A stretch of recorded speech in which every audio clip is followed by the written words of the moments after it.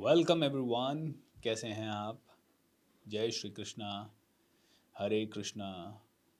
तो कल तक के अध्याय से या पहले 5 अध्यायों से आपने क्या सीखा? पहले आप कमेंट करके बताएं। कौन सी आपकी लर्निंग अब तक की सबसे अद्भुत रही? कौन सी चीज़ ने आपको सबसे ज़्यादा प्रभावित किया? कौन सी चीज़ आपको सबसे ज़्यादा समझ आई? और सच में समझ आई, जिससे बुद्धि पे पड़े हुए पर्दे थोड़े से हट गए हों। क्योंकि श्री कृष्ण कहते हैं कि आपकी बुद्धि बड़ी तीव्र है, आपका बहुत ही अच्छा है, मन भी आप अपने सही संतुलित कर सकते हो, लेकिन जैसे किसी दर्पण पे मिट्टी पड़ जाती है और फिर धुंधला दिखाई देता है, वैसे ही हमारी बुद्धि पे पर्दे पड़े हुए हैं, जिससे कि हमें थोड़ा धुंधला दिखाई देता है, थोड़ा क्लियर दिखाई नहीं देता है। हमें चीज़ें पता तो है थोड़ी बहुत कि हाँ भाई, हम आत्मा हैं, हमें थोड़ा और अच्छा बनना चाहिए, सरल बनना चाहिए। हमें बहुत ज़्यादा भटक जाते हैं और वही चीज़ हमें है। कर्म योग ही सर्वश्रेष्ठ है, कंचन जी को ये समझ में आया।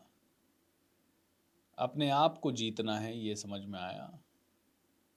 मृत्यु का भय समाप्त हुआ। मन पर काबू, धर्म क्या है, कर्म योग समझ में आया। हमेशा जीवन में जो भी होता है प्रभु की इच्छा से होता है। मैं करता नहीं हूँ, तीन करता है। कौन कौन करता है? मैं हूँ, प्रकृति है एंड परमात्मा है। जिसमें मेरे हाथ में क्या है? सिर्फ एक इंटेंशन छोड़ना या विश छोड़ना, एक इच्छा। बाकी उसी इच्छा को लेके परमात्मा मेरे अकाउंट को देखता है कि भाई इसकी इच्छा पूरी करने के लिए पैसे हैं इसके अकाउंट में कि नहीं है। अगर हैं तो प्रकृति को आदेश देता है। तो एक रेस्टोरेंट की तरह है। मैं क्या कर सकता हूँ? सिर्फ ऑर्डर प्लेस कर सकता हूँ। जो वहाँ कैशियर खड़ा है वो कहेगा भैया पैसे हैं क्या? हैं। देगा, पैसे दूंगा। उसके बाद वो पीछे टीम को ऑर्डर देता है, भाई इसके पैसे आ गए, इसको बर्गर ला के दे दो, इसको पराठा ला के दे दो। ठीक है। तो इन द सेम वे ये छोटे छोटे उदाहरणों से हम चीज़ों को समझ सकते हैं कि हम लोग सिर्फ ऑर्डर प्लेस करने वाले लोग हैं। बाकी फिर पराठा आ गया, खा लो, कोई दिक्कत नहीं है। तो वो बाकी की क्रिया अपने आप हो रही है, ऑटोमेटिक हो रही है। ओके। लेकिन आपने ऑर्डर प्लेस किया है। भगवान श्री कृष्ण कहते हैं कि you are just nobody but you are placing the order, that's it. और तू ऑर्डर कैसे प्लेस कर रहा है? कई सारी चीज़ों से। बोल के ऑर्डर प्लेस कर रहा है, देख के ऑर्डर प्लेस कर रहा है, पुराने जन्मों में, क्योंकि तेरा शरीर दिन रात कर्म कर रहा है। बस तुझे क्या करना है? तुझे ये नहीं पता है कि तेरा शरीर कैसे कर्म कर रहा है, तो तू थोड़ा सा सजग हो जा, थोड़ा सा सोच समझ के कर्म कर, क्योंकि बुद्धि तो तेरे पास है ही। तो बुद्धि से सोच समझ के कर्म कर, वो सारे कर्म कर जिनका फल तुझे अगर कभी मिले तो तुझे फल मिलने में टेस्ट आए, तुझे फल को खाने में आनंद आए। ऐसा फल ना मिल जाए जो कड़वा हो, सड़ा हुआ हो, तेरी मन मुताबिक ना हो। और आप चाहते हो कि मन मुताबिक फल मिले, तो फल तो मैं देने वाला हूँ। तुझे मन मुताबिक मिलेगा नहीं मिलेगा इसकी कोई गारंटी नहीं है, लेकिन तू कर्म अच्छे कर। भाई आप और मैं किसी की घर में चोरी नहीं कर रहे हैं, तो हम अच्छा कर्म कर रहे हैं, ठीक कर्म कर रहे हैं। अब हो सकता है, कई बार ऐसा भी हो सकता है कि आपने चोरी नहीं भी की लेकिन कोई इल्ज़ाम लगा दे। वो कोई भी, वो उसके ऊपर है, वो कोई और व्यक्ति आपसे षड्यंत्र कर रहा है, उसका हम कुछ नहीं कर सकते। लेकिन हम तो सीधे रास्ते पे चल रहे हैं। सीधे रास्ते पे चल रहे हैं तो आज 41 साल हो गए, तो 41 साल में ऐसा इल्ज़ाम किसी ने नहीं लगाया अपने ऊपर। ठीक है। सो वही है कर्म सिद्धांत कि आप जानबूझ के सही रास्ते पे चलो। क्योंकि अगर आप जानबूझ के सही रास्ते पे नहीं चले तो अनजाने में वो होने लग जाएगा जो आप नहीं चाहते। क्योंकि अनजाने में आप गलत रास्ते पे चलोगे और गलत रास्ते पे जाओगे तो गलत चीज़ों का ऑर्डर दोगे। भाई गलत रास्ते पे जा रहे हो, गलत आदत डाल ली, तो आप शराब का ऑर्डर दोगे। शराब का ऑर्डर दोगे तो मुझे तो कोई मतलब नहीं है, मैं तो तेरी इच्छा पूरी करने के लिए हूँ। तेरी इच्छा है, तूने शराब के लिए ऑर्डर दिया, मैंने तेरे कार्मिक अकाउंट देखे, तेरे कार्मिक अकाउंट में लिखा हुआ है कि ठीक है भाई, तेरे पास इतना पैसा भी है, तेरे पास इतना सब कुछ है, तूने अक्यूमुलेट किया है, इसको ले ले, शराब ले ले। प्रकृति कहेगी, प्रकृति को ऑर्डर देगा, भाई इसको शराब दे दो। भाई शराब आ गई, तू पी, तो और बर्बाद हो, हमें क्या है। तो भगवान कहते हैं कि मेरे तो नियम बंधे बधाए हैं। मैं ज़्यादा कुछ नहीं करता। मैं तो उस कैशियर की तरह हूँ जो सीधा बोलेगा पैसा है क्या भैया, तेरे अकाउंट में पैसा है क्या, कर्मों के अकाउंट में पैसा है क्या। मतलब कर्म, कार्मिक अकाउंट देखूंगा, कर्म तूने कैसे किए वो देखूंगा। और कर्म हम कई तरह से करते हैं। हम अपने शरीर से कर्म करते हैं, हम अपने मन से कर्म करते हैं। मान लीजिए आप मेरे बारे में द्वेष भावना रख रहे हैं, तो वो भी कर्म है। ओके, आप मन से कर रहे हैं ना, इसका बुरा हो जाए, ये हो जाए, वो हो जाए, ये मर जाए, ये चला जाए, कट कट कट, है ना। आप मेरे बारे में तो नहीं, लेकिन किसी के भी बारे में ऐसा अगर आप और मैं विचारों से कर रहे हैं, तो वो भी कर्म है, क्योंकि आपको नहीं पता कि आपके विचार कहाँ जा रहे हैं। भगवान के पास जा रहे हैं। भगवान कह रहा है क्या करना है, अच्छा इसका बुरा करना है। तेरी इतनी औकात है क्या, तेरी इतनी क्षमता है क्या, हाँ। तेरे कर्मों में इतनी पावर है कि तेरी इच्छा पूर्ण कर जा सकती है, हाँ। प्रकृति कर दो, ठीक है। तो अगर आप किसी के लिए अच्छी भावना रखते हैं तो उसको लाभ मिलता है, और आप किसी के लिए बुरी भावना रखते हैं तो उसको कष्ट भी मिलता है। लेकिन जितना कष्ट उसको मिलेगा तेरे को भी मिलेगा वापस। कर्मों का सिद्धांत है, कर्मों का फल है। कोई बात नहीं, एक बार फिर से सोच ले, बुरा करना है, हाँ बुरा करना है, ठीक है, कर देते हैं थोड़ा सा बुरा। थोड़ा सा बुरा हो गया उस व्यक्ति का, क्योंकि देखिए इसीलिए ऊर्जा जो है वो बहुत ही इंपॉर्टेंट तत्व है। एंड जितनी ऊर्जा मैं बाहर दूंगा उतनी ही ऊर्जा मुझे मिलेगी। मैं 30 दिन बहुत अच्छे से काम करूंगा, मुझे प्रमोशन मिल सकता है, मुझे ज़्यादा इंसेंटिव मिल सकता है। मैंने बहुत ही एवरेज काम किया, मुझे जॉब से निकाला जा सकता है। ओके, तो मैंने अगर किसी को बुरी ऊर्जा दी, इस संसार में दोनों तरह की ऊर्जा काम करती है, क्योंकि ऊर्जा है। मैंने किसी को बहुत अच्छी ऊर्जा दी, हीलिंग ऊर्जा दी, प्रेम दिया, अंदर से बहुत उसके प्रति सम्मान रखा, तो मुझे सम्मान भी वापस मिलता है। और अगर मैंने किसी के प्रति बैर रखा तो वो भी मुझे वापस मिलता है। तो ये कर्म सिद्धांत है। तो कर्म हम वाणी से करते हैं, मन से करते हैं, अपने शरीर से करते हैं, अपनी इंद्रियों से करते हैं, तो सारे के सारे कर्म को ही महानता दी गई है। तो कर्म करना है, और कौन से कर्म बिल्कुल नहीं करना है, विकर्म नहीं करना है। विकर्म यानी पाप कर्म, यानी बुरे कर्म नहीं करना है। ओके, तो अभी तक हमने ये सीखा। प्रीति गुप्ता जी कहती है, if karmic yoga is everything then why bad people are rising success even after doing bad karma. Preeti ji, कर्म का सिद्धांत ये कहता है कि भाई आपको फल मिलेगा, लेकिन फल कौन से दिन में मिलेगा ये कहीं पे कहा हुआ नहीं है।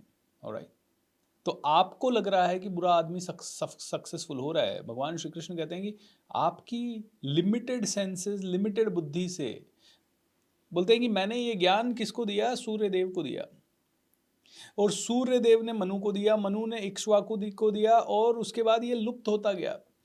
और अर्जुन, आज मैं तुझे कह रहा हूं वापस से, यानी कि मैं 5,000 साल पहले तो अर्जुन को कहा, उसके भी पता नहीं 12 लाख साल पहले इक्ष्वाकु को कहा, उसके भी पहले कितने करोड़ साल पहले भगवान ने ये सूर्य देव को कहा।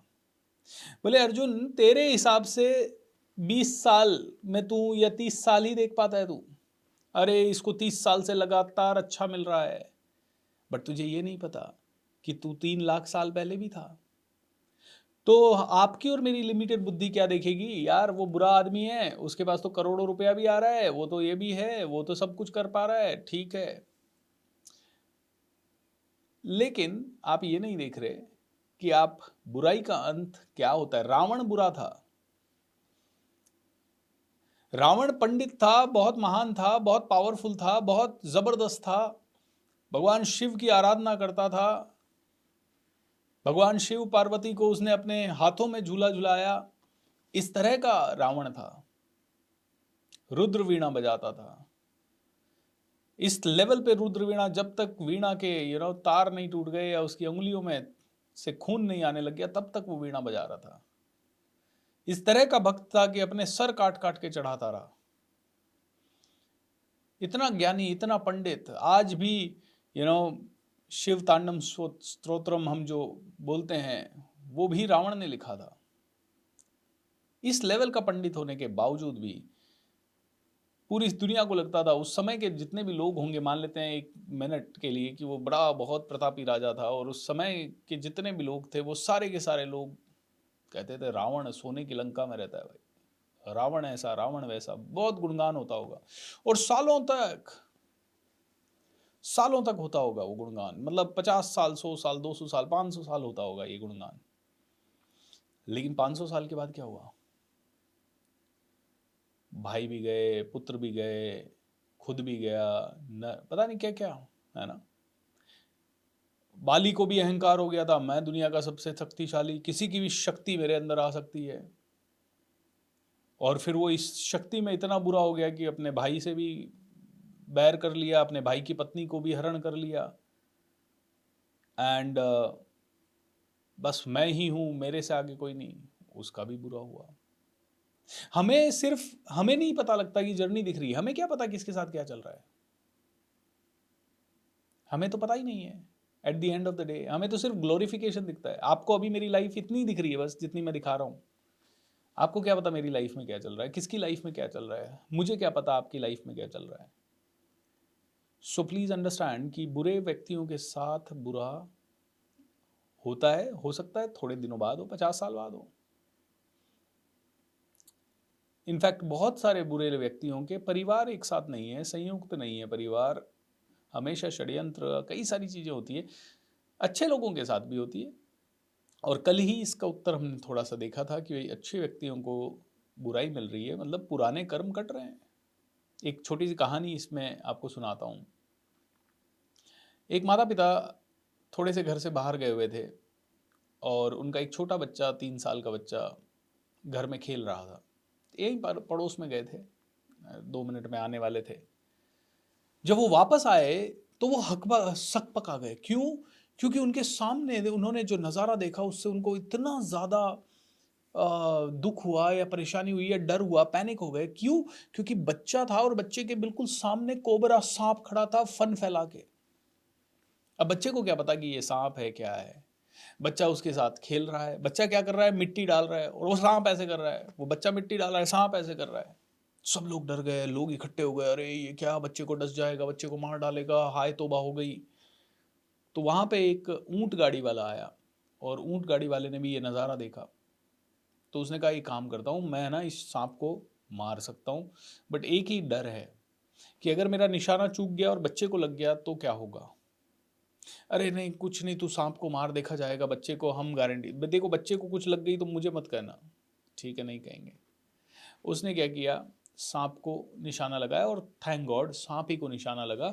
सांप वहाँ पे धराशायी हो गया, बेहोश हो गया, मूर्छित हो गया। सबने सोचा सांप मर गया, उन्होंने सांप को उठा के जंगल में फेंक दिया। अब सभी लोग शांति हुए, रिलैक्स हुए। अब हुआ यूं कि रात के समय सांप को होश आ गया।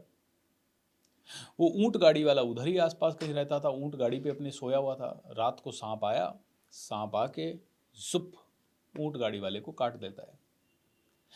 ऊंट गाड़ी वाले को काट लेता है। अब लोगों को समझ में आता है, फिर से हाय तौबा मस्ती, अरे सांप ने काट लिया, सांप ने काट लिया, सांप ने काट लिया। तो एक बुजुर्ग आदमी कहते हैं कि भाई अब ये सांप ने काटा है तो इसका जो जहर है, अगर कोई सांप वापस चूस ले तो ये बच जाएगा, अदरवाइज ये तो बहुत भयंकर जहर है, ये नहीं बच पाएगा। तो सभी लोग इकट्ठे हुए, क्या किया जाए। बोले है ना, एक काम करते हैं, आसपास और कोई सांप तो दिखाई नहीं दे रहा, तो हो सकता है वो सांप इधर ही कहीं 1 आधा किलोमीटर के एरिया में हो, अपन उसी को बुलाते हैं। तो मेरे को एक विद्या आती है कि उस सांप की आत्मा इस बच्चे में आ सकती है या किसी बच्चे में आ सकती है, और वो बच्चे से फिर वो बात करेगा हमारे साथ, और उसके बाद हम देखेंगे कि क्या होता है, क्या कर सकते हैं, वो सांप हमारी हेल्प करेगा कि नहीं करेगा। तो आदमी सिद्ध थे, उन्होंने सांप की आत्मा को बुलाया एक बच्चे के अंदर और उससे पूछा, तूने इस आदमी को क्यों काटा। बोले मैंने इसका बिगाड़ा क्यों था, क्या था, मैंने तो इससे, मेरा कोई वास्ता नहीं था, इसने मुझे मारा तो मैंने बदला ले लिया। बोले लेकिन तू उस बच्चे के साथ तो काफी देर से खेल रहा था, वो बच्चा तेरे पे मिट्टी डाल रहा था, उसको तो तूने नहीं काटा। बोले मैं पिछले जन्म में 3 जन्म पहले मैं भी एक इंसान था और ये बच्चा भी इंसान था, और मैंने इस बच्चे से 3 जन्म पहले 300 रुपए का ऋण लिया था, 300 रुपए उधार लिए थे, और गलती से मैं वो 300 रुपए उस जन्म में इसको चुका नहीं पाया था, और चूंकि मैं इसको चुका नहीं पाया था तो इसका ऋण मेरे पे चढ़ा हुआ था। तो आज मैं जब इस बच्चे को आया तो मैं इसको पहचान गया कि ये तो वही आत्मा है, और बच्चे की आत्मा भी मुझे पहचान गई कि ये तो वही आत्मा है, लेकिन बच्चा भी छोटा है और मैं भी जानवर हूं, मैं बोल नहीं सकता, बच्चा भी बोल नहीं सकता। तो बोले मैं इसके सामने आया, मैं इससे माफी मांग रहा था, और ये बच्चा मुझे उल्हाने दे रहा था, निकल यहां से चोर कहीं का, ये मिट्टी डाल डाल के मुझे बोल रहा था कि तूने ऋण नहीं चुकाया, तो इसका ऋण मैं चुका रहा था, मैं उसकी ये उलाहना ले रहा था अपने सर पे कि यार चलो ठीक है। बोले कि इस तरह के छोटे छोटे कर्मों के कारण मेरे को ये नीच योनि मिली। और बोलते हैं कि अब ये बंदा, इसने मेरे को मारा तो मैंने इसको काट लिया, तो मैं तो अपना ऋण चुकता कर रहा था और इसने मेरे को ऋण चुकाने से भी रोक दिया, मेरी गति होने से रुक गई। ओके, तो बोले अब तू इसका जहर वापस ले ले भाई। बोले मैं नहीं लूंगा। बोले ले ले भाई। बोले एक ही शर्त पे लूंगा। बोले क्या? अगर ये मुझे 500 रुपये देगा तो। बोले ये 500 रुपये देगा तो मैं इस बच्चे को दूंगा 500 रुपये, तो मेरा ऋण चूक जाएगा। बोले 500 क्यों, तूने तो लिए तो 300 थे। बोले 2 जन्म हो गए, ब्याज चढ़ गया होगा। तो 2 जन्म हो गए, ब्याज चढ़ गया होगा। तो लिटरली फिर वो बच्चे से आत्मा गई, सांप के अंदर गई, वापस से उस आदमी से 500 रुपये दिलवाए। सांप ने जहर चूसा, उस आदमी से 500 रुपये लेके बच्चे के माता पिता को दिलवाए, ऋण खत्म, कार्मिक अकाउंट क्लोज्ड, उस बच्चे से रिलेटेड। तो अब देखिए, अब ये सांकेतिक भाषा हो सकती है, ये कहानी हो सकती है, काल्पनिक हो सकता है, लेकिन ऐसे बहुत प्रमाण हैं। अगर आप पास्ट लाइफ रिग्रेशन के बारे में जानोगे तो आप जानोगे कि ऐसे लोग हैं जो ये जानते हैं कि अगर आपकी इस जन्म में कोई भी तकलीफ है, आपको कैसी पत्नी मिली है, आपको कैसा पति मिला है, ये सभी आपके पास्ट कर्मों के कारण है। अब वो इस जन्म के हो सकते हैं, पिछले जन्म के। तो पास्ट लाइफ रिग्रेशन जब लोग करते हैं तो आदमी को पीछे पीछे पीछे पीछे पीछे पीछे पीछे ले जाते हैं। कोई आदमी 50 जन्म पूर्व की बात करता है, कोई 50-100 जन्म पूर्व की बात करता है, कोई 25 जन्म, और उस जन्म में जाके आपके कार्मिक अकाउंट क्या थे उसको फिर सेटल करके फिर आप इस जन्म में आ रहे हो, and then you get to see your problems are resolved. आपकी प्रॉब्लम्स धीरे धीरे गायब हो जाती है। तो भगवत गीता कहती है कि भैया तेरे कर्म के ऊपर सब कुछ है। तो अर्जुन कहता है कि सर कर्म मैं कर लूं, लेकिन प्रॉब्लम यह है कि मेरा मन तो बहुत चंचल है। और वास्तव में अपना मन कितना चंचल है, हम कैसे करेंगे अच्छे कर्म? हम चाहते तो हैं कि हम अच्छे कर्म करें, लेकिन किसी ने हमारा बुरा कर दिया, हम तुरंत उसको गाली दे ही देते हैं। मन है ना, कैसे कैसे मान ले? मन में क्या है? अहंकार है। तो भगवान श्री कृष्ण कहते हैं कि भैया मन वास्तव में बहुत चंचल है और तेरे सारे प्रॉब्लम्स का कारण तेरा मन है। और मन देखिए कितना चंचल है कि मान लीजिए आपने सोचा आज मैं रात को 9 बजे सो जाऊंगा, एंड आप रात को 9 बजे सोने गए, तो आप डिनर कर रहे थे, आपने कहा डिनर करते करते थोड़ा सा टीवी देख ही लेता हूँ, एक तो 2-4 मिनट न्यूज़ पढ़ लेता हूँ, मुझे तो 9 बजे सोना है। आप 8:45 पे डिनर कर रहे हो, डिनर करते करते आप टीवी देखने लग गए। टीवी देखते देखते आपको अचानक से मान लेते हैं एक मूवी आ गई। आपने कहा यार ठीक है, 9 बजे का 9:15 एक इंटरेस्टिंग सीन आ रहा है, 9:15 9:15 तक आप मूवी देख रहे, थोड़ा और इंटरेस्ट आ गया, 9:30 9:45 हो गए। आपने कहा चलो कोई बात नहीं, 9 की जगह 10 सो जाता हूँ। टीवी बंद किया, सोने के लिए जाने लगे इतनी देर में आपने मोबाइल खोल लिया कि भाई मोबाइल मैसेजेस तो देख लूँ। मोबाइल में मैसेजेस देखे, मोबाइल में मैसेजेस देखते देखते समझ में आया किसी दोस्त के कोई किसी दोस्त की याद आ गई, बहुत पुराना कोई फ़ोटो आ गया। अरे यार इससे बात ही कर लेते हैं, आज बहुत दिन हो गए, मन कह रहा बात कर ले, फिर बात करने लग गए। 10:30 हो गए। 10:30 बजे आपने कहा कि अरे यार अब तो ठीक है, किया तब तक एक आधा मैसेज और आ गया, एक आधा अच्छा वीडियो आ गया। 11 बज गए। 11 बजे आपका मन किया, अचानक से आप कुछ देख रहे थे और मैगी का ऐड आ गया। आपने कहा यार मैगी खाने की इच्छा हो रही है। आपने घर टटोला, आपको मैगी नहीं मिली, अब मन कह रहा है यार मैगी तो खा ही लेते हैं आज, यार क्या करें, मैगी मैगी मैगी। चल एक काम करते हैं, घर से 1-1.5 किलोमीटर दूर ही तो दुकान है, गाड़ी उठाई, आप घर चल मैगी खाने चले गए। बट दुर्भाग्य से उस दिन मैगी वहाँ है नहीं, लेकिन अब आपकी इच्छा बड़ी प्रबल हो चुकी है क्योंकि आधे घंटे से है। तो आप शहर के दूसरे कोने में चले गए, वहाँ मैगी आपने खाई। तब तक रात को आए, तब तक 12-1 बज गए। अब 9 बजे सोने की बात कर रहे थे, रात को 12-1 बज गए। उसके चक्कर में अगले दिन ऑफिस में लेट हो गए, अगले दिन आधी सैलरी कट गई। ये हर आदमी के साथ हो रहा है कि नहीं हो रहा है? हर रोज हो रहा है हमारे साथ ये। हमारा मन में दृढ़ निश्चय है नहीं, तो भगवान श्री कृष्ण कहते हैं कि तेरा मन को तेरे को नियंत्रित करना होगा। तो अर्जुन कहता है उसके लिए क्या तरीका है मन को नियंत्रित करने के लिए? तो भगवान श्री कृष्ण यहाँ पे सबसे पहले बताते हैं कि भाई देख, मन को नियंत्रित करने के तरीके तो बहुत सारे हैं। लेकिन हर तरीका तेरे लिए संभव नहीं है। जैसे कि भगवान श्री कृष्ण उसमें से एक तरीका बताते हैं कि अष्टांग योग, कि योग कर अर्जुन। अब हम योग क्या करते हैं, योगाभ्यास को समझ लेते हैं कि हम सोचते हैं कि जो हम आसन करते हैं वो योग है। हम सोचते हैं हमने सूर्य नमस्कार कर लिया, हमने योग कर लिया, हमने पर्टिकुलर आसन कर लिया, धनुरासन, ये आसन वो आसन जो भी कर लिया, हमने सोचा योग कर लिया। बोले नहीं, योग मतलब अष्टांग योग। अब ये अष्टांग योग क्या है? ठीक है, तो ये अष्टांग योग का पहला सीढ़ी यम। यम यानी कि अपने बुरे कर्मों को पहले छोड़, कि भाई दारू पी रहा है, ये कर रहा है, वो कर रहा है, उनको छोड़ पहले। किसी की चुगली कर रहा है, छोड़।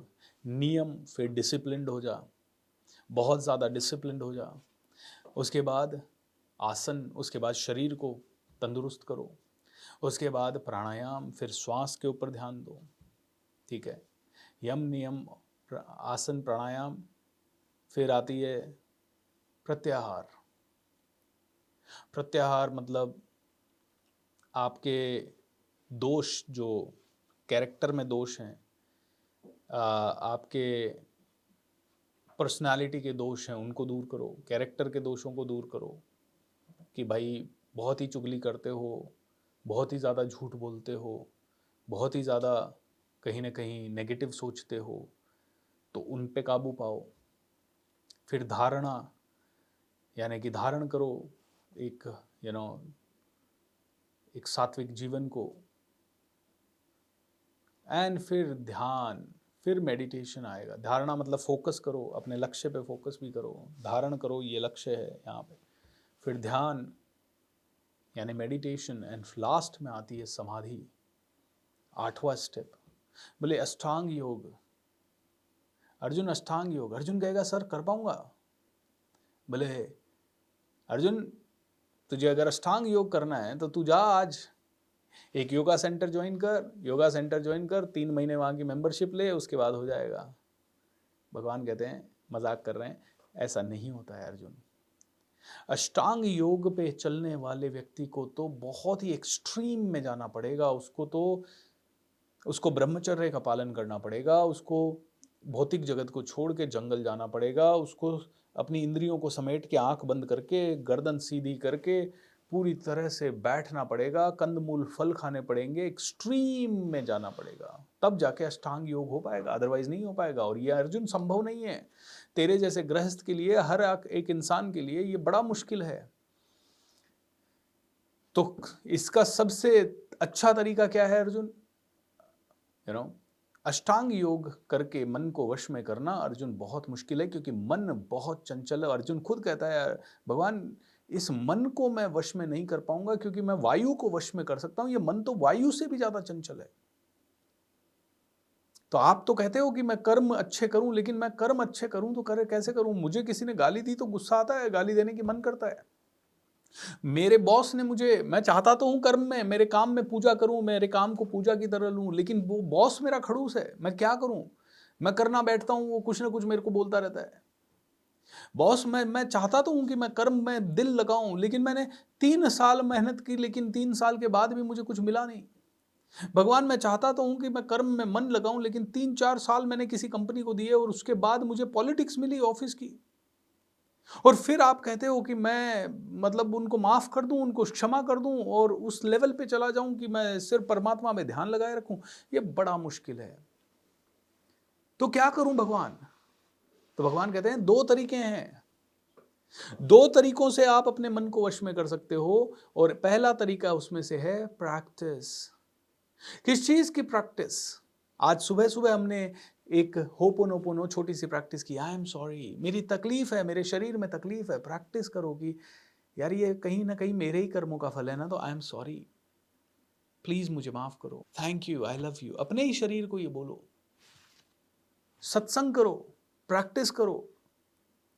बोले धीरे धीरे, जैसे कि कोई भी काम हमने शुरू किया, बच्चा जब पैदा होता है, चलना शुरू करता है, बड़ा मुश्किल होता है उसके लिए खड़ा होना भी अपने पाँव पे, लेकिन विद प्रैक्टिस वो स्टैंड होता है, लेकिन वो गिव अप नहीं करता। कोई भी बच्चा गिव अप करने वाला दिखा आपको? आज तक नहीं दिखा। बोले प्रकृति में गिविंग अप नहीं है अर्जुन। तुम इंसान जितने बुद्धिमान होते जा रहे हो, जितने पढ़े लिखे होते जा रहे हो, उतने तुम गिव अप कर रहे हो। आज से 100 साल 200 साल पहले डिप्रेशन नहीं था किसी की लाइफ में। 500 साल पहले डिप्रेशन नाम की चीज क्या होती है कुछ किसी को पता ही नहीं होता था। आदमी कर्तव्यनिष्ठ होता था, आदमी भगवान का भजन करता था, आदमी सुबह जल्दी उठता था, आदमी पेड़ पौधों को पानी देता था, जानवरों को सेवा करता था, पेड़ पौधों की सेवा करता था, उनकी पूजा करता था, पत्थरों को भी पूजा करने लायक बनाता था, किसी भी चीज का मिसयूज नहीं करता था, कपड़े भी फट जाते थे तो उसको रीयूज करता था। आज तुम जितने पढ़े लिखे होते जा रहे हो तुम उतने ही ज्यादा बेवकूफ होते जा रहे हो। तो अर्जुन विद प्रैक्टिस ना तू फिर से अपने जीवन में साधक बन सकता है। विद प्रैक्टिस तू फिर से मितव्ययी बन सकता है। विद प्रैक्टिस तू फिर से सही रास्ते पे चल सकता है। विद प्रैक्टिस धीरे धीरे धीरे धीरे सही संगत, सही प्रैक्टिस, सही पढ़ाई, सही समझ, इसको प्रैक्टिस करता जा Arjun. The more you practice it the more it will work. गलत नहीं खाना है मत खा, प्रैक्टिस कर, नहीं खा रहा नहीं खा रहा नहीं खा रहा, विद प्रैक्टिस चीजें छूटेगी, विद प्रैक्टिस चीजें होगी। बट प्रैक्टिस तो कर, तू गिव अप क्यों कर रहा है? बच्चा गिव अप नहीं करता भाई, तू तो बच्चे से बुरा हो रहा है। बच्चे को जो जो करना है वो प्रैक्टिस से कर लेता है, तुम प्रैक्टिस नहीं कर रहे हो। बच्चा गिव अप नहीं करता है, गिर जाता है, बेचारे को चोट लग जाती है, छिल जाता है, रोने लग जाता है, दर्द होता है बहुत भयंकर, लेकिन फिर भी बच्चा गिव अप नहीं करता है। और तुम छोटी छोटी बातों में गिव अप कर देते हो। तुम्हें बोला जाए मेडिटेशन करो, 2 दिन करते हो, नहीं करते हो तीसरे दिन। तुम्हें बोला जाए प्रभु का ध्यान करो, 2 दिन करते हो, 4 दिन नहीं करते हो। तुम्हें बोला जाए अच्छी दुआएं दो, अच्छे विचार रखो, तुम 2 दिन करते हो, फिर टीवी में खो जाते हो, फिर कहीं और चले जाते हो। तुम्हारा माइंड से नहीं जा रहा है ये कि तुम खाओ पियो मौज करो से बाहर निकलो। क्योंकि अर्जुन तू सिर्फ इतना सा देख पा रहा है, 10 साल, 5 साल, 15 साल। अर्जुन मैं सालों साल देख पा रहा हूं। तू जिस दिन ये देखने लग जाएगा कि जिंदगी तेरे शरीर से परे है, तू शरीर नहीं है, जिस दिन तू ये समझेगा, क्योंकि जैसे ही इस शरीर से प्राण निकले, इस शरीर को बोला जाएगा बॉडी उठा के नहलाओ, बॉडी को लाओ, बॉडी को नहलाओ, बॉडी को जलाओ, बॉडी को करो। बोले तू अच्छा अभी तक तो तू ये था आत्मा राम, अभी तक तो तेरा नाम रामलाल था, अब तू बॉडी हो गया विद इन सेकेंड्स। तू हजारों बार ये नजारा देख चुका है, उसके बावजूद भी तेरे को समझ में नहीं है। तो बोलते हैं विद प्रैक्टिस तेरी आत्मा प्योर हो सकती है। और भगवान श्री कृष्ण कहते हैं कि मुझे कौन सा व्यक्ति ज्यादा पसंद है? मुझे वो व्यक्ति ज्यादा पसंद है जो ध्यान लगाए, जो तो 4 तरह के योग बताएं भगवान ने। कर्म योग, ज्ञान योग, ध्यान योग एंड भक्ति योग। तो भगवान ने कहा सॉरी ध्यान नहीं, भक्ति योग में जो रमा हुआ है ना वो ज्यादा मुझे पसंद है। तो अर्जुन फिर कंफ्यूज कि भक्ति योग, अभी तो बोल रहे हो कर्म योग करो, अभी आप कह रहे हो भक्ति योग। अर्जुन समझ, कर्म योग इंद्रियों से किया गया योग, तो ध्यान योग जो बुद्धि से किया जाए, बुद्धि से आप ध्यान लगा रहे हो, और ज्ञान भक्ति योग जो आत्मा से किया जाए, आत्मा से भक्ति कर। तो अर्जुन कहते हैं चारों को एक ही में प्रैक्टिस कर सकते हो। भगवान कहते हैं कि भाई वैसे तो ध्यानी जो भक्ति योग कर रहा है वो मतलब सिर्फ आत्मा से, सिर्फ प्रभु में ही लगा रहा है ध्यान। लेकिन अर्जुन कहते हैं भगवान कि भाई सुन मेरी बात, एक सीधी सी समझ रख, कर्म करना दिन भर कोई बात नहीं है, दिन भर कर्म कर और अच्छे कर्म कर और ध्यान से कर, पूरी ड्यूटी को निष्ठा से निभा, साथ साथ में अपने ज्ञान का भी विकास कर, शास्त्र पढ़, ज्ञान योग भी में भी दिमाग लगा, ज्ञान योग थोड़ा कर, एटलीस्ट 1 घंटा कर, आधा घंटा कर, शास्त्रों का अध्ययन कर, अच्छे अच्छे लोगों के साथ रहे, तो तेरा ज्ञान योग भी बढ़ेगा। तू ध्यान योग, तू कर्म योग कर रहा है, ज्ञान योग भी करेगा। उसके बाद ध्यान योग यानी थोड़ा बहुत मेडिटेशन भी कर, सांसों पे ध्यान लगा कि कौन है तू, आत्मा है तू, ये है।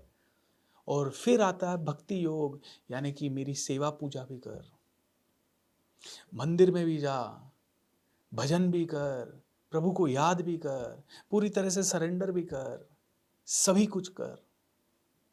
जब ये सब करेगा तो अर्जुन तेरा कल्याण होगा। और मुझे सबसे प्रिय कौन है? जो ज्यादा से ज्यादा भक्ति योग में लगा हुआ है, क्योंकि भक्ति योग वाला मुझे कभी भूलता नहीं है। भक्ति योग वाले को हर मिनट में उसके चित्त में हूं। तो अर्जुन फिर कंफ्यूज कि कर्म योग करूं कि भक्ति योग करूं? मैं भक्ति योग करने जा रहा था, आप कह रहे हो कर्म योग करो। अर्जुन बोलते हैं अर्जुन 2 तरह से तू तेरे मन को शुद्ध कर सकता है। पहला है प्रैक्टिस, तो ये चारों चीजों की प्रैक्टिस तू कर। मैं कह रहा हूं कर्म योग ही तेरे लिए श्रेष्ठ है, क्योंकि ये सभी के रास्ते पे चलने के लिए तुझे अष्टांग योग में जाना पड़ेगा, और अष्टांग योग का करना तेरे जैसे भौतिकवादी इंसान के लिए बहुत ज्यादा मुश्किल है। इसीलिए कर्म योग कर, कर्म योग कर, और इन चीजों को मॉडरेटली अपनी जिंदगी में थोड़ा थोड़ा ला।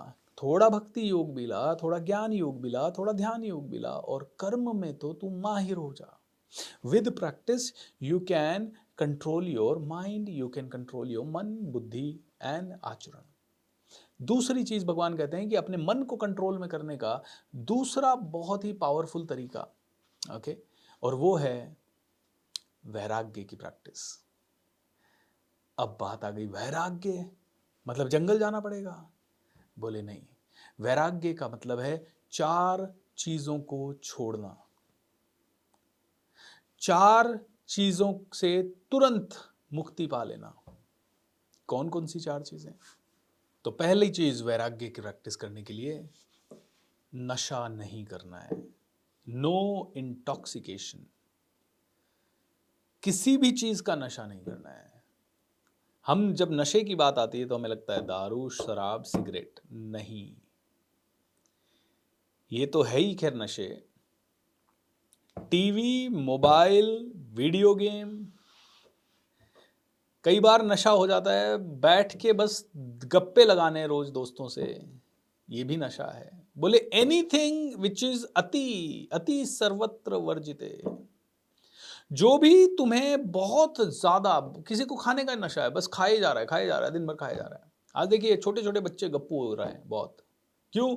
सुबह उठे पोटैटो चिप्स, टमाटो चिप्स, ये चिप्स, वो चिप्स, ये सैंडविच, ये पिज्जा, ये बर्गर, ये फ्रेंच फ्राइज, ये आइसक्रीम, ये चॉकलेट। और माँ बाप भी, अरे खाता नहीं है आजकल मेरा बेटा, खा खा। अरे भाई पीछे पड़ो ही मत उसके, वो तो खा लेगा, चिंता मत करो तुम। पेप्सी कोला सब दे रहे हैं बच्चों को, और पता नहीं जितने ज्यादा पढ़े लिखे लोग हैं वो तो उतना ज्यादा कर रहे हैं।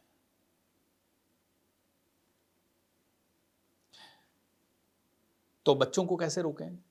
तो मेरी वाइफ ने, जब मेरा बेटा छोटा था या शायद गर्भ में था, तब एक how to deal with kids उसके ऊपर एक अच्छी सी ट्रेनिंग करी थी। सिद्ध समाधि योगा करके, SSY करके एक ऑर्गेनाइजेशन है, वो लोग पेरेंटिंग के ऊपर टीचिंग करवाते थे।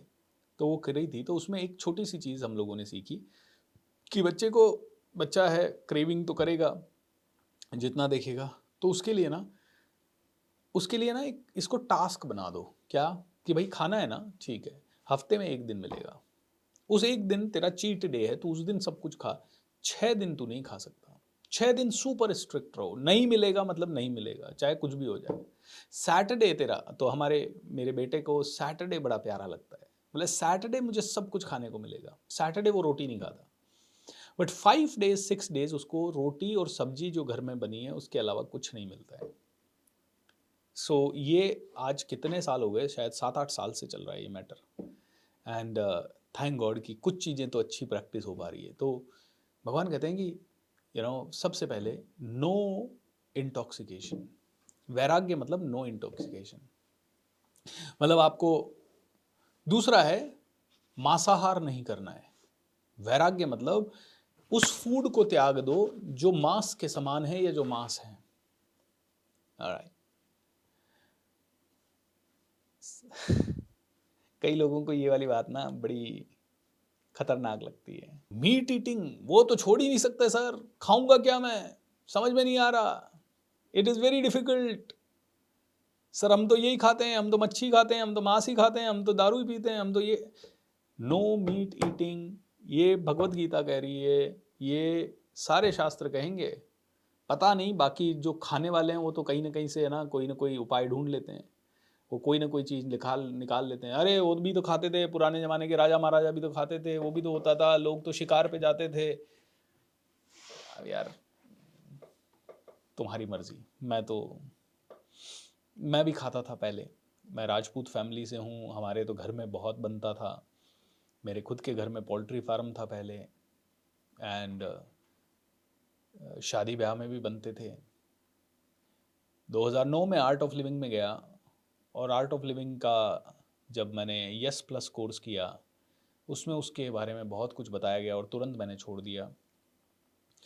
2011 में या 12 में, मैं मतलब 11 में मैं पुणे में अकेला रहता था, तो बाहर टिफ़िन का खाना खाते थे। 2005 से अकेले रह रहे थे बाहर, तो टिफ़िन का खाना खाते थे, ना कोई उसमें न्यूट्रिशन होता था ना कुछ और। तो शायद कुछ बीमार हुआ हूँगा, तो डॉक्टर ने कहा भाई आपको वापस से खाना चाहिए, क्योंकि विटामिन B12 की कमी होती है और वो उससे ही मिलता है। वापस खाना शुरू किया तो महीने में एक बार ऐसा कुछ, लेकिन अब इतनी इच्छा नहीं होती थी। फिर 2016 में हम लोग वहाँ गए, माउंटेनियरिंग कैंप में गए, और वहाँ पे हम लोग जा रहे थे माउंटेनियरिंग। तो मतलब माउंटेनियरिंग मतलब बहुत ऊंचाई पे, 22,000 फीट की ऊंचाई पे जाके हमने बर्फ़ में कैंप लगाए थे। तो पैदल जाना होता था, तो 7-8 दिन पैदल चल के वहाँ तक पहुँचना होता था। अभी एवरेस्ट बेस कैंप गए तो 8 दिन का ट्रैक था, वैसे ही ट्रैक था, गाड़ियाँ जाती नहीं हैं। तो हमारे साथ 2 भेड़ें थी, तो मैं एक भेड़ को कंधे पे लेके, कभी मैं चल रहा हूँ कभी कोई और चल रहा है। धीरे धीरे दोनों गायब हो गई। तो एक दिन मैं उठा, मैंने कहा कहाँ गई? तो बोले कल रात को खाया था ना। बड़ा बुरा लगा। फिर भी ठीक है, वहाँ तक भी कोई दिक्कत नहीं थी। फिर मैं आया, वो कैंप ख़त्म करके आसाम में कामाख्या माँ का टेम्पल है, तो देवी के टेम्पल में गए, लाइन में खड़े थे। एंड वो लाइन से इस तरफ दिखाई दे रहा था कि बहुत सारे बकरों के चीखने की आवाज़ आ रही थी। तो मैंने नज़ारा देखा कि एक पुजारी बैठे हैं, और पुजारी हैं या जो भी हैं, एक बकरा आया, खट गर्दन काटी, खट, दूसरा आया, खट गर्दन काटी, तीसरा, और वो बकरों की चीखें और वो खून, और वो आराम से उस खून में बैठ के वो काट पे। आई मीन उस दिन के बाद से ऐसा हुआ कि नहीं यार, दिस इज़ नॉट राइट, मतलब नॉट राइट। तो 2016 से मैंने नहीं खाया। एंड लिटरली अब तो ऐसे फीलिंग आती है कि कैसे खा सकता है कोई, मतलब हम अपनी उंगली को नहीं काट सकते, कैसे खा सकता है? तो श्री कृष्ण कहते हैं 2 तरीके हैं जिससे तू अपने मन को वश में कर सकता है। एक, विद प्रैक्टिस, जैसे ब्रीदिंग की प्रैक्टिस, विपश्यना करिए सभी लोग। विपश्यना बहुत ही इंपॉर्टेंट है, बहुत अच्छी मेडिटेशन प्रैक्टिस है, फ्री ऑफ कॉस्ट होती है, 10 दिन का शिविर होता है, बहुत सारे सेंटर है पूरे इंडिया में, इंटरनेट पे ढूंढिए। एंड 10 दिन अपनी ज़िंदगी का समय निकाल के मेडिटेशन को ढंग से सीख के आइए। आपको प्रैक्टिस, क्या मैं बोल रहा हूँ प्रैक्टिस, वो समझ में आएगा। और वैराग्य, वैराग्य भी वहाँ प्रैक्टिस करने को मिल जाता है, यानी कि no illicit sex, no meat eating, no intoxication. तो मतलब आप चोरी करते हो, डकैती डाल देते हो, कोई छोटा मोटा किसी को बहुत दिल दुखाते हो, तो ये सब चीज़ें उसमें नहीं आ सकती। हाँ, नो गैम्बलिंग, जुआ नहीं खेलना है। जुआ जो खेल रहे हैं, अभी आप में से कई लोग पूछते हैं सर ऑप्शन ट्रेडिंग करूं क्या? करो ना, कोई दिक्कत नहीं है, लेकिन वो एक तरह से अगर बहुत अच्छे से सीख के महारथी बन के बहुत कैलकुलेटेड करते हो और कुछ नियम पालन करके करते हो कि हाँ भाई मैं 11 बजे तक मैं करूँगा और मैं एक ही सौदा लूँगा और मैं लालच नहीं करूँगा, तो फिर वो शायद आपके लिए एक प्रोफेशन बन सकता है, और कई लोगों के लिए वो प्रोफेशन है। लेकिन जो आदमी तुरंत डबल पैसा करने जाना चाहता है और उसके लालच में ज़्यादा से ज़्यादा करता है, वो सब कुछ हार के वहाँ आता है, वो जुआ है। खैर, इसको इस तरह से समझते हैं, सात्विक भोजन, सात्विक अर्निंग। ऐसा नहीं कि किसी दूसरे का हड़प के, हमने सात्विक तरह का अर्निंग किया, हमने सात्विक तरह का भोजन किया, हमने वेज जो खा सकते हैं हमारे लिए जो बना है इंसान के लिए, वो सब खाया। लेकिन इंसान इसको मानना ही चाहता, क्योंकि अगर इंसान मानेगा तो एक तो सबसे पहले ये कौन है जिनके सबके मीट के रेस्टोरेंट या 5 स्टार होटल या सब कुछ है, तो वो कहेंगे भैया खाओ खाओ, देखो आज इतना वाला बढ़िया वाला बना है, ये है वो है। गैम्बलिंग इतनी सारी है, आदमी कहता है भाई आओ लॉटरी जीतो, जल्दी पैसा तो सभी को कमाना है आज की डेट में। जल्दी पैसा, हर आदमी आता है मेरे पास भी, सर जल्दी पैसा कमाने का तरीका बता दो। मैंने कहा यार मेरे को तो 16 साल लग गए, अब मैं तेरे को 16 दिन में कमाने का कोई तरीका ढूंढ, जिस दिन मुझे मिल जाएगा बता दूंगा। आदमी 16 महीने नहीं देना चाहता सीखने के लिए, और आदमी कहता है मेरे को करोड़पति बना दो सर। सपने 10 करोड़, 20 करोड़, 100 करोड़, 50 करोड़, 1500 करोड़। तो भगवान श्री कृष्ण कहते हैं कि अर्जुन, लेकिन ये प्रॉब्लम दो है कि वैराग्य और प्रैक्टिस ये दोनों तू कर सकता है, लेकिन आज की डेट में भय, आज के युग में भय इस चीज का नहीं है कि वेपन्स ऑफ मास डिस्ट्रक्शन हो गए, मास डिस्ट्रक्शन करने के वेपन हो गए, उससे कोई ज्यादा इतना लोड नहीं है, उससे ज्यादा चिंतित होने की जरूरत नहीं है। आज सबसे ज्यादा चिंतित होने की जरूरत है कि वेपन ऑफ मास डिस्ट्रैक्शन हो गए हैं, डिस्ट्रैक्शन बहुत ज्यादा तुम्हारे पास हो गए हैं। तुम्हारे हाथ में मोबाइल 24 घंटे, डिस्ट्रैक्शन तुम्हारे हाथ में टैब, बाहर निकलते हो तो तुम्हें रेस्टोरेंट अलग अलग तरह के मिलते हैं, वो मास डिस्ट्रैक्शन, तुम्हें अलग अलग तरह की गाड़ियां दिखती है, मास डिस्ट्रैक्शन, तुम्हारे पास अलग अलग तरह के लैपटॉप वगैरह दिख रहे हैं, मास डिस्ट्रैक्शन, तुम देख रहे हो किसी ने अच्छे अच्छे कपड़े पहन रखे हैं, अच्छे अच्छे जूते पहन रखे हैं, मास डिस्ट्रैक्शन।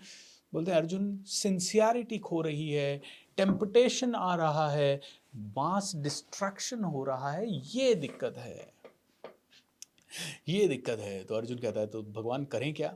अब भगवान एक बात बताओ मुझे, मैं भक्ति योग पे चला, मैं कर्म योग पे चला, मैं ज्ञान योग पे चला, मैं ध्यान योग पे चला, आपने कहा जो सब मैंने किया, मैंने 15 घंटे पूरा कर्म योग को फॉलो किया, मैंने जो काम किया एक्सट्रीम ड्यूटी के साथ किया, पुरुषार्थ के साथ किया, कमिटमेंट के साथ किया, मैंने सुबह सुबह आपका ध्यान भी बहुत किया, आधा घंटा 1 घंटा, मैंने मेडिटेशन किया, मैंने ध्यान किया, मैंने ये सारे आपने जो बताया कि मैंने मीट भी नहीं खाया, ये सब नहीं खाया, मैंने गेमलिंग नहीं की, मैंने जुआ नहीं खेला, मैं किसी पराई स्त्री के पास नहीं गया, सब कुछ मैंने कर लिया आपके हिसाब से।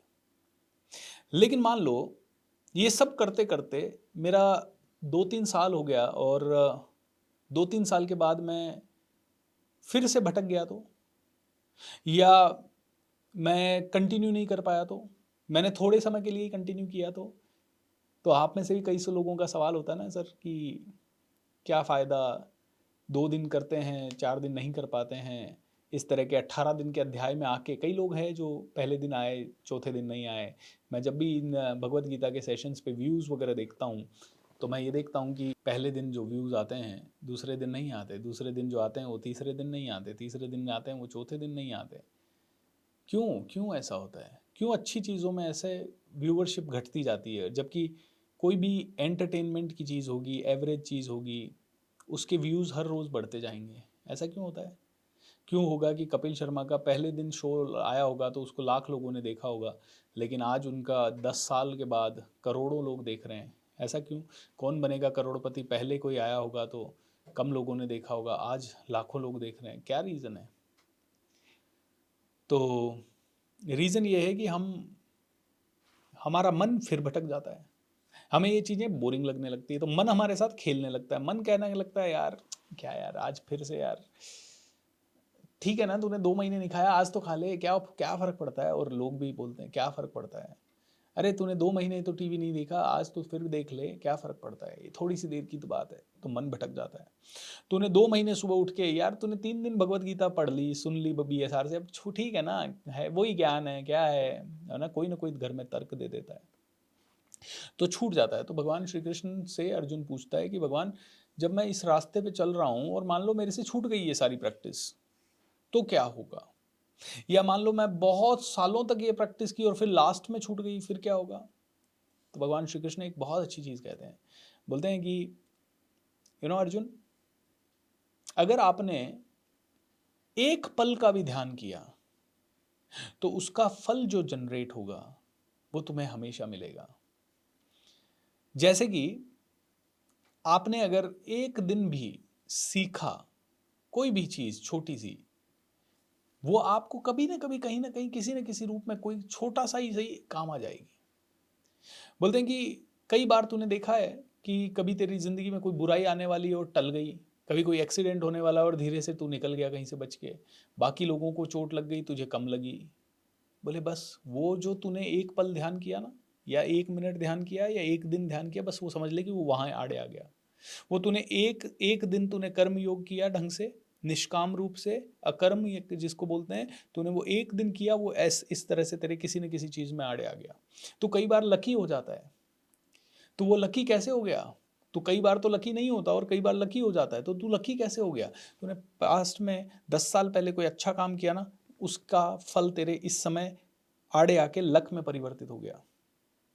बोले कभी भी तेरे भक्ति का, कर्म का, ज्ञान का या तेरे ध्यान का फल वेस्ट नहीं होता अर्जुन। अगर तू एक योगी है और तूने पूरे जीवन भर ध्यान किया लेकिन अंत में तू फिसल गया, तो तुझे अगले जन्म में किसी वैष्णव जन के घर में जन्म मिलेगा और तू पहले दिन से वहाँ भक्ति भाव का माहौल देखेगा और भक्ति में रम जाएगा। तो ऐसा क्यों होता है कि कई बच्चे पैदा होते हैं और 3, 4, 5 साल की उम्र से ही भक्ति में चले जाते हैं? ऐसा क्यों होता है कि कोई आदमी पैदा होता है और बहुत जल्दी पकड़ लेता है इन चीज़ों को? जैसे अगर आप एग्जाम्पल लो तो जया किशोरी जी मान लीजिए, एक एग्जाम्पल लें, तो वो पैदा हुई 5, 7 साल की हुई और भक्ति भाव में लग गई, और भक्ति भाव के बाद आज मेरे हिसाब से शी माइट बी अराउंड 30, 35, जो भी उनकी उम्र होगी, या मे बी उससे कम होगी शायद, and she is inspiring millions. Dhirendra Shastri ji की बात कर लें, बागेश्वर धाम, यू नो ही कैसे इस उम्र में 26 साल 27 साल के हैं शायद, या 28 के होंगे, और करोड़ों लोग फॉलोवर बने हुए हैं। क्या रीज़न हो गया? क्या कुछ तो हुआ होगा। तो बोलते हैं अर्जुन, कभी भी वो भक्ति तूने जो की या कर्म योग पे तू चला, कभी वेस्ट नहीं हो सकता। चिंता मत कर, तूने एक दिन भी किया ना, वो वेस्ट नहीं होगा, उसका तेरे को परिणाम जरूर मिलेगा। तो इसीलिए ये मत सोच कि अरे मैंने तो 10 दिन की और उसके बाद मैं तो 6 साल नहीं कर पाया हूं। कोई बात नहीं, 6 साल बाद फिर से कर। प्रयत्न जारी रहे, प्रैक्टिस जारी रहे। डिस्ट्रैक्शन बहुत सारे हैं, तो आज destruction, weapon of mass destruction से डरने की जरूरत नहीं है, डिस्ट्रैक्शन से डरने की जरूरत है, टेम्पटेशन से डरने की जरूरत है। इसीलिए अर्जुन, करना शुरू कर। तेरा कभी भी हास नहीं होगा, तेरा कभी भी नुकसान नहीं होगा। तू जितने भी दिन करेगा तुझे वापस से उसका फल मिलेगा। और जो व्यक्ति बहुत सारे दिन भी करता है, मान लो 1 साल किसी ने भक्ति ये ज्ञान किया, उसका फल ये मिलता है कि उसको स्वर्ग में जाने को मिलता है, थोड़े दिन स्वर्ग में रहने को मिलता है, और फिर वो वापस से मनुष्य बन के इंसान योनि में आता है। अब खैर, इसका अर्थ हम अपने लाइफ से अगर बात करें तो किसी इंसान ने मान लो 1 साल भी व्यायाम किया, एक छोटी सी उदाहरण ले लेते हैं, 1 साल भी व्यायाम किया, तो क्या अगले 4, 5 साल वो बीमारियों से मुक्त रहता है? 100%। अगले 3, 4 साल उसकी एनर्जी बहुत अच्छी रहती है? 100%। तो अर्जुन, जैसे ही एक्सरसाइज आप कर रहे हो और उसका फल आपको तुरंत मिल रहा है, 1 महीना एक्सरसाइज कर लो। मैंने तो जब जब अपनी जिंदगी में कभी भी एक्सरसाइज की है, 1 महीना भी एक्सरसाइज की है, तो पूरा साल मेरा एनर्जेटिक गया है। तो अर्जुन, जब 1 महीने की एक्सरसाइज का फल तुझे 1 साल तक स्वर्ग दे सकता है, तो तू जब 1, 2 साल, 3 साल, 6 साल, 5 साल, 2 साल, 15 महीने, जितने भी महीने मेरा कर्म योग का पालन करेगा, धर्म योग का पालन करेगा, ध्यान योग, ज्ञान योग, भक्ति योग, सबका पालन अगर तू करेगा, अगर तूने थोड़े से क्षणों के लिए भी किया, तो तुझे स्वर्ग नसीब होगा। थोड़े दिन के लिए ही सही, क्योंकि तूने थोड़े दिन के लिए किया, तो जितने दिन तूने किया उतने दिन मान ले तेरे को स्वर्ग मिला। या तूने 1 साल किया तो तुझे 5 साल का स्वर्ग मिला, और स्वर्ग के बाद तू वापस से पृथ्वी लोक पे आके नॉर्मल होगा। तो तुमने 1 साल एक्सरसाइज की तो 5 साल तुम स्वर्ग भोग लोगे इसी पृथ्वी पे, और 5 साल के बाद फिर से तुम्हें वही प्रॉब्लम्स होंगी। इसीलिए वापस से एक्सरसाइज करना शुरू है। इसीलिए इसको छोड़ मत कभी भी। जैसे एक्सरसाइज कभी नहीं छोड़नी है, खाना कभी नहीं छोड़ना है, पोषक तत्व कभी नहीं छोड़ने, वैसे ही आपको कर्म योग कभी नहीं छोड़ना है। तो अपनी ड्यूटीज को समझो एंड बहुत अच्छा करो। तो भगवान श्री कृष्ण कहते हैं आध्यात्मिक क्रेडिट आपके कभी खत्म नहीं होते। तो आध्यात्मिक क्रेडिट कभी खत्म नहीं होते, इसीलिए आप सभी ये आध्यात्मिक क्रेडिट्स लेते रहो। अध्यात्म क्या है? कर्मयोग को जानना। अध्यात्म क्या है? इस समझ होना कि मेरी इंद्रियां क्या कर रही है, मेरा मन क्या सोच रहा है। अगर मेरा मन गलत सोच रहा है, मैं कहीं गलती से ये नया सोच रहा हूँ यार मैं तो, मेरी ज़िंदगी में तो लक अच्छा नहीं है, तो उसी समय अपने मन को समझना, एंड मन को समझ के उसे कहना यार मैं कितना लकी हूँ, मुझे ऑक्सीजन मिल रही है, यार मैं कितना लकी हूँ, मुझे अच्छा खाना मिल रहा है, मैं अच्छा जीवन जी पा रहा हूँ, how wonderful, how wonderful, how wonderful, thank you, thank you, thank you. भगवान को धन्यवाद कहना। बोले तेरे माइंड में विचार गलत आया तो विकार आ जाएगा, विचारों से ही विकार बनते हैं, तो गलत विचार फिर धीरे धीरे गलत विकार, और विकारों को दूर करना ही चित्त की शुद्धि करना है। और चित्त की शुद्धि हुई तो Arjun, you are definitely going to get the heaven. और हेवन का मतलब ये नहीं है कि तुझे सिर्फ मरने के बाद ही हेवन मिलेगा। हेवन यही है, यही है, सब कुछ है। तो क्या क्या प्रैक्टिसेस करनी है? तो तो जैसे बुद्धिस्ट धर्म में बुद्धा ने कहा है कि अगर आपको जीवन में प्योर बनना है तो 4 ब्रह्म विहारास हैं, यानी 4 तरीके हैं जिससे आप ब्रह्म में विचरण कर सकते हो, आप हाईएस्ट लेवल पे जा सकते हो। But loving kindliness, loving friendliness, compassion and equanimity, ये 4 चीज़ों को आप ब्रह्म विहारास को प्रैक्टिस करो बुद्धिस्ट धर्म के हिसाब से। एंड बाकी तो दोस्तों रब राखा, धीरे धीरे आपकी ज़िंदगी बहुत अच्छी होती जाएगी, बहुत बढ़िया होती जाएगी। दया करो, करुणा करो, प्यार से रहो। अपना टाइम, 3 तरह के टाइम जनरली हमारे पास होते हैं, एक काम का टाइम, एक वरी का टाइम चिंता करने का टाइम, और एक वेस्ट टाइम, WWW। तो काम का टाइम हमारा है तो हम दिन भर काम करते हैं, वरी का टाइम हमारा है हम चिंता करते हैं, वेस्ट टाइम हमारा है तब हम टीवी शीवी ये सब देखते हैं। भगवान कहते हैं कि अब काम को कर्म योग में बदल दो, वरी को एंड जो वेस्ट टाइम है उसको ध्यान योग, ज्ञान योग और भक्ति योग से रिप्लेस कर दो। एंड धीरे धीरे आपकी ज़िंदगी में सुगमता आएगी, सरलता आएगी, मज़ा आएगा। आपका किसी से बैर नहीं होगा, लोग आपसे दुश्मनी नहीं रखेंगे, आप बहुत शांति से जिएंगे, एक ही जन्म में आप बहुत आगे बढ़ेंगे। बस दोस्तों, आज का छठा अध्याय यहीं समाप्त होता है। आज इसको यहीं पे करते हैं। मन खेलना शुरू कर देता है यार, मीट खाना छोड़ देंगे क्या होगा, सब्जियां कहाँ से आएगी इतनी।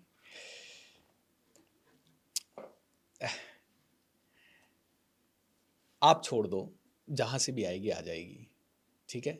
Don't take load. बट एक चीज़ मैं बता दूं, इस पृथ्वी पे से राक्षस कभी ख़त्म होंगे नहीं, राक्षस तत्व कभी ख़त्म होगा नहीं, है ना। ख़त्म करना है, लेकिन यही तो प्रॉब्लम है कि विचार विकार आते ही रहेंगे, और विकार आते रहेंगे तो राक्षस भी पनपते रहेंगे, तो मीट ईटिंग होता रहेगा। तो अब आप में से कई लोग जो मीट ईटर हैं वो कहेंगे अच्छा हमें राक्षस बोल दिया, ऐसा नहीं है दोस्तों। देव तत्व को बढ़ाओ, राक्षस तत्व और देव तत्व मेरे अंदर भी है और आपके अंदर भी है। हमारी जो कमियां हैं उनको हमें ख़त्म करना है, हमारे जो अच्छाइयाँ हैं उनको हमें पनपाना है। ये लोड मत लो, कहाँ कौन सी चीज़ कहाँ से आएगी, सबके लिए सब कुछ, जितनी चोंच है उतना चुगा है। So don't take your load, ये आपका लोड है ही नहीं, ये भगवान और प्रकृति का लोड है। आप क्यों टेंशन ले रहे हो उस चीज़ की। आप अपना काम करो, ज़्यादा दिमाग ना लगाओ। आप ये दिमाग मत लगाओ सूर्य का क्या होगा, है ना। सूर्य का क्या होगा, मैंने अगर घर में पर्दा कर लिया, सब पर्दा करके बैठ जाएंगे तो सूर्य देव को तो बुरा लगेगा। आज 99% लोग घरों में बैठे हैं, पहले की तरह बाहर नहीं निकल रहे हैं, सूर्य की रोशनी नहीं ले रहे, तो सूर्य भगवान का कोई दिक्कत नहीं है, उनको लोड नहीं है। ऐसे ही आप टेंशन नहीं लो कि मीट ईटिंग का होने से प्रकृति का क्या होगा, सब्जियां कहाँ से आएगी। अरे चिंता मत करो, ये प्रकृति ना आपसे ज़्यादा इंटेलिजेंट है और भगवान ने बनाई है। आप इंसान अगर चीज़ें ठीक ठाक बना सकते हो, घर ब्यूटीफुल बना सकते हो, तो भगवान और प्रकृति ने किस चीज़ को किस तरह से बनाया है ये आपको और मुझे समझ से बाहर नहीं है। हमें जितनी समझ आ जाए उतनी बढ़िया है। अपने आप को शुद्ध करो, बस हमें तो यही समझना है, हम अपने काम से काम रखें। That's it. Thank you so much. नमस्कार। हरे कृष्णा कृष्ण कृष्ण हरे हरे, हरे राम राम राम हरे हरे। तथास्तु। Take care.